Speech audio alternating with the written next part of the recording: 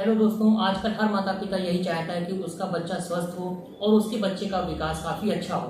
तो हम ये जानेंगे कि ऐसा क्या हम अपने बच्चों को खिलाएं ताकि हमारे बच्चों का स्वास्थ्य अच्छा रहे और बच्चों का विकास काफ़ी अच्छा हो।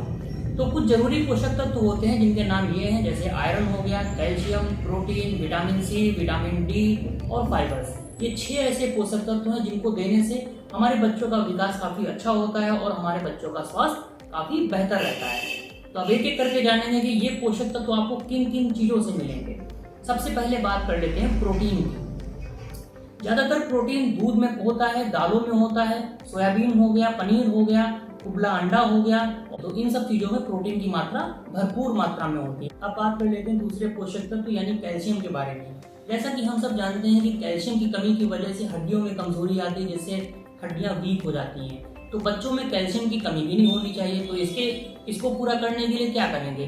कैल्शियम सबसे ज्यादा दूध में होता है, पनीर में होता है, इसके अलावा मखाना हो गया। तो ये सारी चीजें हैं, इनसे आप कैल्शियम की कमी को बच्चे के अंदर पूरा कर सकते हैं। तीसरे पोषक तत्व के बारे में बात कर लेते हैं। तीसरा पोषक तत्व है विटामिन सी। विटामिन सी क्या करता है? विटामिन सी इम्यूनिटी को बढ़ाता है, मतलब रोग प्रतिरोधक क्षमता को बढ़ाता है। जैसे कुछ बच्चे देखे होंगे आपने कि बहुत जल्दी जल्दी बीमार पड़ जाते हैं, तो अगर उनके अंदर विटामिन सी पूर्ति रहेगी तो उनकी इम्यूनिटी अच्छी रहेगी, और इम्यूनिटी अच्छी रहने से वो जल्दी जल्दी बीमार नहीं पड़ेंगे। तो ऐसे कौन से फल हैं जिनमें विटामिन सी होता है? तो उनके नाम ये हैं, जैसे आपके खट्टे फल जितने भी हो गए, मौसमी हो गया, संतरा हो गया, नींबू हो गया। तो इन सब में विटामिन सी की भरपूर मात्रा में प्रेजेंट रहता है, जो कि आपको बच्चों को देना ही देना रहता है। अब बात कर लेते हैं विटामिन डी के बारे में। जो कैल्शियम होता है, उस कैल्शियम से हड्डियां मजबूत होती हैं, लेकिन उस कैल्शियम को हड्डियों के अंदर एब्जॉर्ब कराने का काम, मतलब हड्डियों के अंदर कैल्शियम को डालने का काम विटामिन डी करता है। तो विटामिन डी की भी कमी बिल्कुल नहीं होनी चाहिए। तो ये किस किस चीज से मिलेगी? इसमें दूध हो गया, दही हो गया, संतरा हो गया और दलिया आप दे सकते हैं। इसके अलावा थोड़ी देर के लिए धूप में बच्चे को बैठा सकते हैं। सुबह 8 बजे के पहले की धूप देनी है बच्चे को।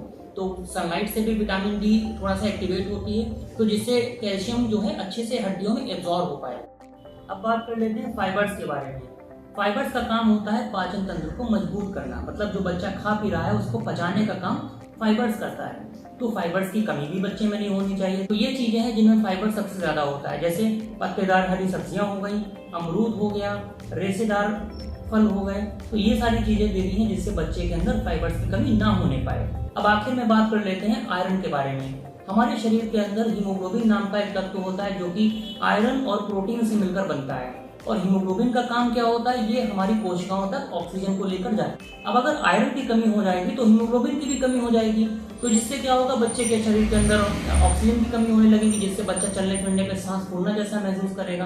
तो अब ऐसा क्या करें जिससे आयरन की कमी पूरी हो? तो बच्चों की रेगुलर डाइट में आप हरी सब्जियां जोड़िए। आप अनार दे सकते हैं, अमरूद दे सकते हैं, गुड़ दे सकते हैं, चना दे सकते हैं। ये सारी चीजें देने से आयरन की कमी पूरी होती है। तो दोस्तों, यही आपको 6 पोषक तत्वों का बहुत ध्यान देना है, जो बच्चों के शरीर के अंदर रेगुलर जाने चाहिए, पर डे जाने चाहिए, जिससे किसी भी पोषक तत्व की कमी ना होने पाए और आपका बच्चा एकदम विकसित अच्छे से हो और उसका स्वास्थ्य काफी बेहतर रहे। धन्यवाद।